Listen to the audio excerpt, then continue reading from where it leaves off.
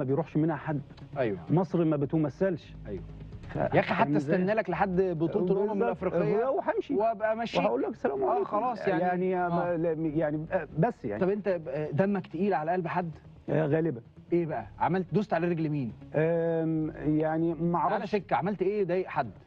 لا هي ضايقته ليه؟ يعني عملت ايه ضايق رويس؟ اوسكار رويس؟ والله انا ما اعرفوش مبدئيا، هو بس عشان يعني انا مبدئيا اول ما جه هم بداوا يتكلموا عنه، وانا سمعت ان هم قالوا ان هو هذا الرجل مصنف. الراجل ده المعلومه مش عارف انت عندك وعند السيد المشير، اول مره يمسك رئيس لجنه في حياته. اصلا اول مره يمسك في حياته رئيس لجنه حكام. هذا الرجل بيعمل مدرب في بدني، وقصدي مدرب فني في الملعب، يعني يقدر يدرب اللعيبه ويدرب الحكام ويعمل لهم حالات زي سيميليشن عشان يتدربوا في الملعب، وده موجود في الفيفا، ده حقيقي.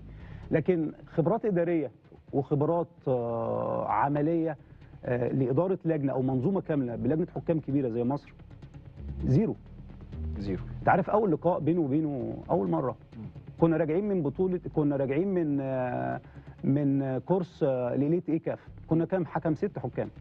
امين عمر، محمود البنا، محمد معروف، احمد حسام طه، محمود ابو الرجال، محمود عاشور. فغبنا فتره كنا موجودين بره، وهو كان جه بس انا ما قابلتوش. وفي نفس الفتره دي رجعنا لقينا، وكان عندنا مباريات، لعبنا المباريات في شهر.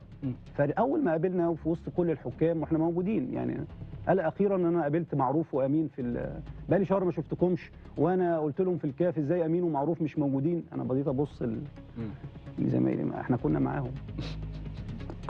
ايه امين؟ ما انا امين وامور اخويا واخواتي. وطبعا بس كان في 4 حكام موجودين تانيين. هو عنده سياسه الاقصاء. طبعا الحلقه هقول لك مواقف. لا واحكي، ما تقوليش طبعا الحلقه، كل اللي يجي على بالك قوله. يعني خايف القناه تقفل. لا ليه تقفل ليه؟ في حاجه غلط هتقولها؟ لا لا لا لا لا، كل حاجه على مسؤوليتك. طبعا القعده دي على مسؤوليتك والمشاريب بس عليا. ايوه ماشي. بس فدي كانت اول بدايه، انا ذهلت، يعني عنده نوع من انواع الاقصاء.